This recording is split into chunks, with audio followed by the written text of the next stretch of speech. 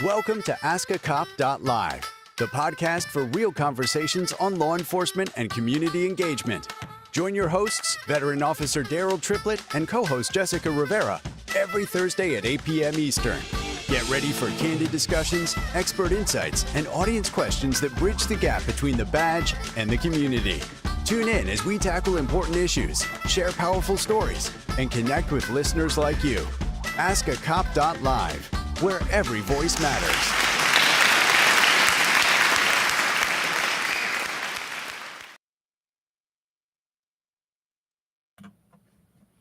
Ladies and gentlemen, we are back with the Ask a Cop show.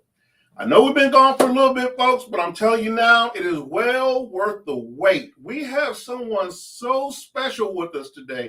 I've been working so hard to get this young lady, you just don't know. There's two things I've ever had to do in this life of mine was ask my wife Lisa for her hand in marriage and get Jessica Rivera on this show. Ladies and gentlemen, welcome Jessica Rivera to the show. Thank you, Jessica. Thank you so much. I hope I can live up to that. That's a lot. That is a lot. But it's so great to finally, yes, it has been quite a bit going on backstage, trying to get this all together. So I hope it's going to be a fun ride from here. I'm so excited to join the Ask a Cop live podcast. And I think we're going to have a lot of fun and try to do a lot of help out in the community and just try to bridge that gap between law enforcement and the community, kind of still stick with that objective and just have as much fun as we can doing it. Well, Jessica, we have followers that follow us and listen to us, and they'll be chiming in here, I'm sure, and they're going to want to know a little bit about you, because this is Jeff's replacement, and I think I love Jeff, but I think this is an upgrade, people. Okay, I'm just going to let you know right now, and I think Jeff would agree that this is an upgrade. So tell us a little bit about yourself. Where you come from, what do you do, all that other good stuff. All right. So long story short is I come from Los Angeles, California, born and raised, moved out to Denver, Colorado, a little after college, and I've been here ever since then. I have worked in local Orange County and Los Angeles news while I was there, covering for Orange County, Orange County and Los Angeles, doing a lot of, back then I used to do quite a bit of red carpet. Okay. And I also used to do just, everyday news reporter, which I enjoyed for a little while. And then when I got out to Colorado, I realized it didn't really work the same way out here. No. And so, yeah, it's not really a movie industry out here in Los Angeles. So out here, you have to wait for somebody to basically retire or unfortunately to die. Because they don't really replace people. That's not how it really works in other markets. So it's one of those jobs to where when you get a media job like that, you're sort of sunk in. You're sunk in. You're in there until something breaks. Yeah, usually. And in Los Angeles, what I'm talking about is, everybody's very qualified to do what they're doing, but the audience, the viewership, it's not a surprise for them to see new people all the time. Right. It doesn't really surprise them. They don't complain that much. They're pretty much used to that. Whereas in other markets, like a Denver market or other markets around the country, they like to see their mainstays. They don't really like a lot of change on them. And so because of that, I kind of stayed out of broadcasting for a little while. And then I eventually got back into it with Weather Nation. And I did that. I was producing and I did some on-air stuff with them for about 3 years or so. Mm-hmm. And then I took some time off to have my son. I came back and they had just gotten or purchased a political station. And so they asked me to kind of help get it off its feet out here in Denver, mm-hmm. which I was very not happy with. But then 6 months into it, I really, really enjoyed it because I liked politics, but I didn't think I wanted to do it as a job. And the first 3 months, I really did hate it. It was a lot to get to know. the intricacies, just the little things about politics that you don't really understand until you're in it daily. So I finally, about 6 months into it, I decided I liked it, and I haven't looked back, and I've really enjoyed it. I stayed with, and that was Real America's Voice. So I Mhm. was with them for about 2.5 years.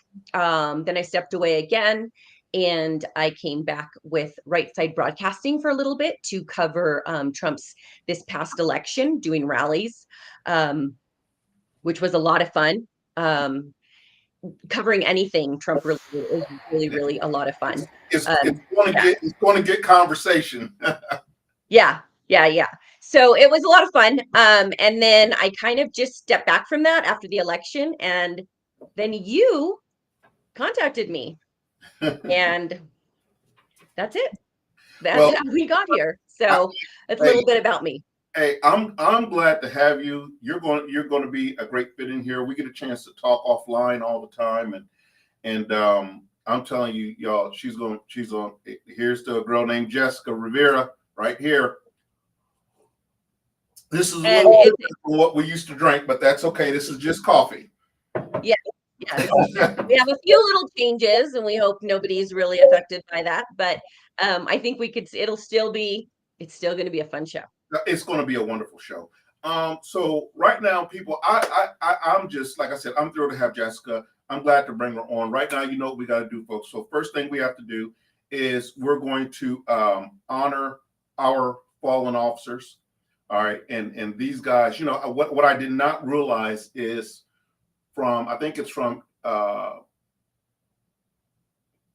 April to now, we've had 8 officers that's been killed in the line of duty, which is one is too much. And every week we talk about this.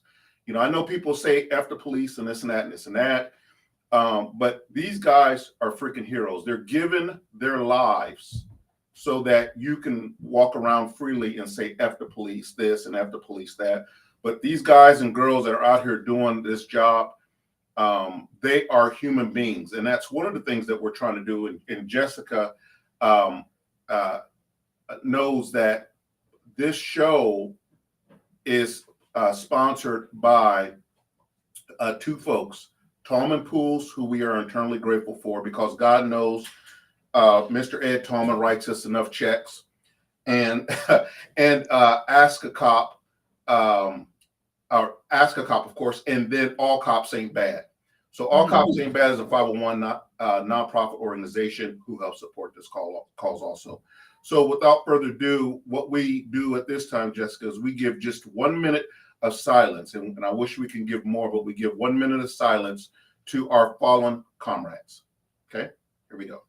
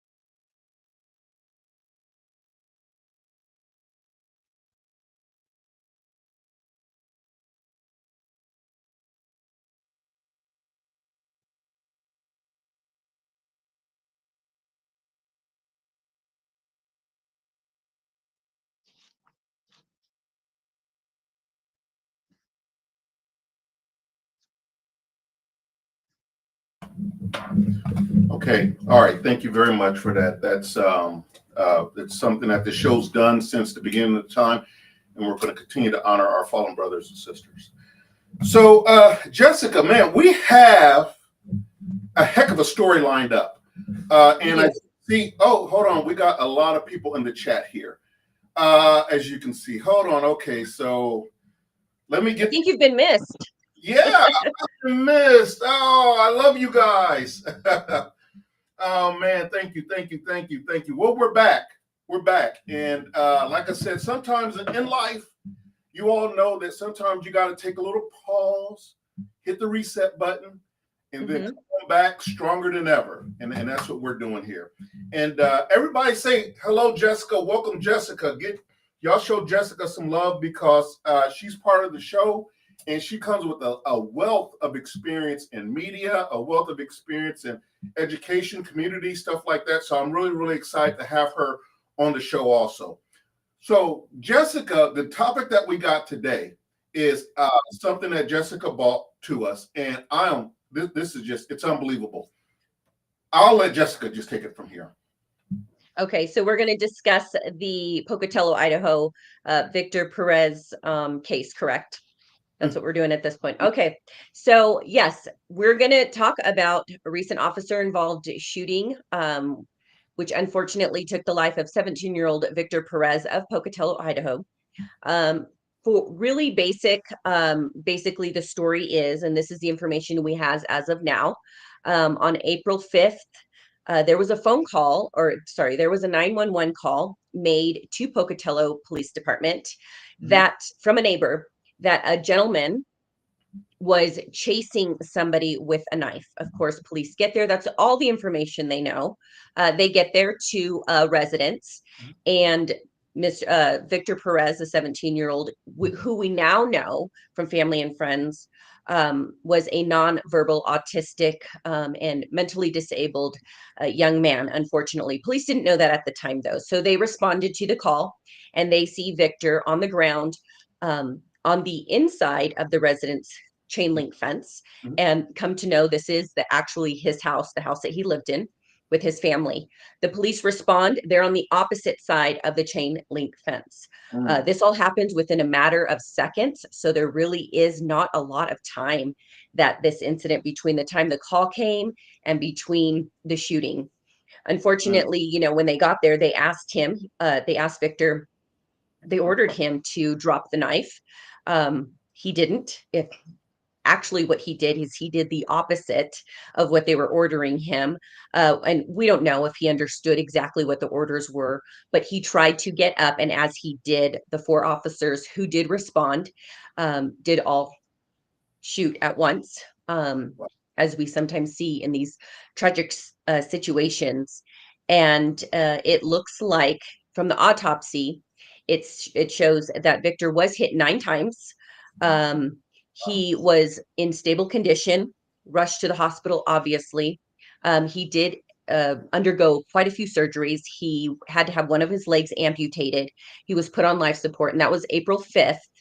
And just this past Saturday, April 12th, his family finally decided to take him off the life support. So he did pass away.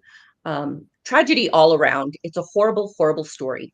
So we have the video of that we want to play real quick, and then we may stop the video. We're going to let you watch. Hello, everybody. Thank y'all. I love you guys. I miss you too. I promise I'll never be gone this long again. Thank you for welcoming Jessica to the show. But we have a video you've got to watch, because this is exactly why we do the Ask a Cop show. This is exactly why. Good, bad, and indifferent. But communication with you guys, to us, is very important. Go ahead and roll the video. We start with an update on the shooting of a Pocatello teenager. A family member told KTVB that 17-year-old Victor Perez died after being taken off life support this morning. Victor, who had autism and cerebral palsy, was hospitalized last weekend after being shot by 4 Pocatello police officers. It all started last Saturday night when a caller alleged that Perez was intoxicated and trying to stab his family, but Victor's family says he wasn't intoxicated and posed no threat. There have been protests across the state in the wake of the shooting, including one in Boise this morning. People gathered at the steps of the State House for a vigil for Victor and protest.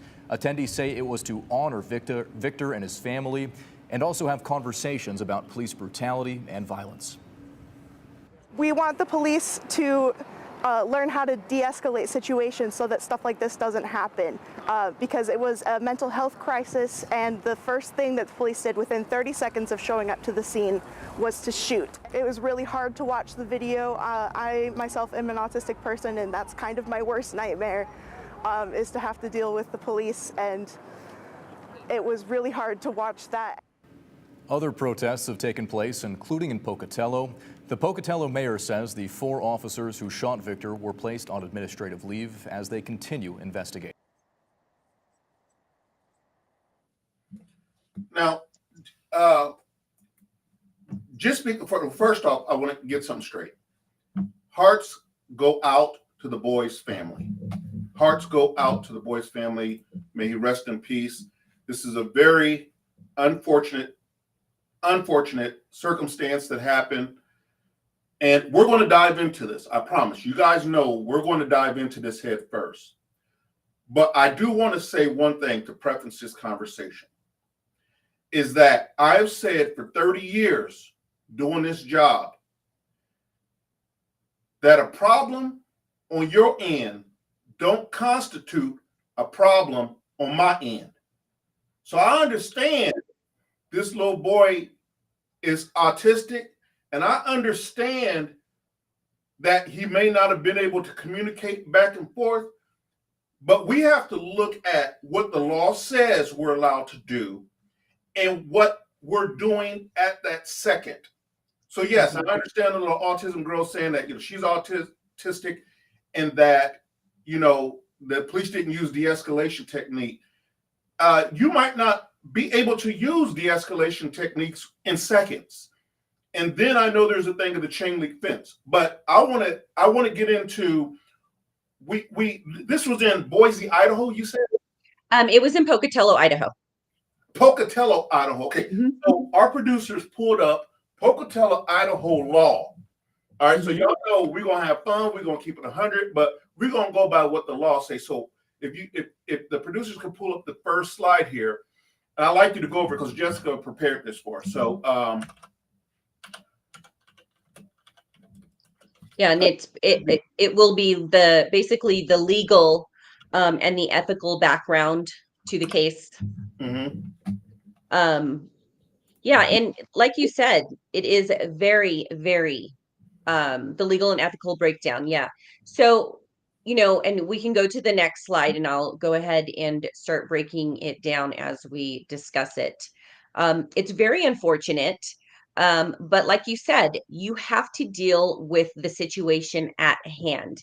And I do know that the case, so, I told you it happened April 5th, 2025, just earlier this month in Pocatello, Idaho. Victor was 17 years old, Victor Perez, autistic, nonverbal, and had cerebral palsy. Of course, police did not know that at the time of the call. He was shot and killed by police. And it's tragic all around. But when we're talking about the law and what's going to end up happening once this case does get into the courts, we're looking at, let's see, a legal standard, Graham versus Connor, 1989. Mm-hmm. So basically, this standard states that the use of force is judged by objective reasonableness. It's based on what a reasonable officer would do under the circumstances, and it does not consider hindsight. Of course, this is when the media and the public get the information, is in hindsight. So ultimately, the key question in the courts is going to be, was the threat imminent? Okay. And when we think about an imminent threat, the knife is considered a deadly weapon. So that is definitely going to create an imminent threat at the situation. The 911 report, the call claimed the victim was chasing somebody with a knife. Victor did not drop the knife when he was ordered. And officers acted, like we said, within seconds of arriving. So there was a lot that happened. Yeah, so I have a question. So, and this is for our callers. You guys, y'all know how we do this. Give me some feedback on, were the officers right? Were the officers wrong? Do you think that they used objective reasonableness, or do you think they were just quick on the trigger? Okay, because there are some officers out there who have issues, right? But I think that, and I've always said this, you guys know this, is that I think there's more good officers than there are bad officers out there. But we want to hear from you guys in the comment section too. Our producers are going to bring them up as they go on. But I'm sorry, Jessica, go ahead. So you were talking about no, absolutely. Yes, we definitely do want to hear from our viewers and what they have to say. So in arguments against the police justification, so basically going into this, there's no attempt to really de-escalate because it happened within seconds. There wasn't a lot of time. They didn't spend a lot of time asking him to, or not asking him, ordering him to drop the weapon, because as soon as they did that, he opted to try and get up. Of course, unfortunately, that is what took place in that time. The victim, so a lot of people also are going to bring into account in the courts, physical barrier. There was a fence there. They could have moved back from the fence, they're going to say. The victim had limited mobility due to his disability. The officers did not know that at the time. We're guessing at this point. And the known disability, the ADA may require accommodations, and that is the Americans with Disabilities Act that many of us are aware of. Of course, at the time, the police did not have that information. In hindsight, we're looking at it, and we do have all this information. ADA and disability law, these considerations are, it requires reasonable accommodations by law enforcement. Another case law, Sheehan versus San Francisco, officers may be liable if they fail to accommodate known disabilities, and failure to recognize disability may violate federal law. So all of this that we're stating is going to, at some point, play out in the courts. But I think what our point, Daryll, is that we want people to understand, and it's not necessarily that we want them to side with one or the other, but you have to understand both sides of the story and what they were working with. Of course, people are going to say use of force alternatives. Why didn't they use tasers? Why didn't they use beanbags, shields, verbal de-escalation, time and place? He was actually contained within a yard. Training to recognize developmental disabilities, which I'm pretty sure, and because you've been an officer, Daryll, you know this. I don't know. People, the public, courts have been saying that and I think police officers want to be able to de-escalate situations with people with disabilities.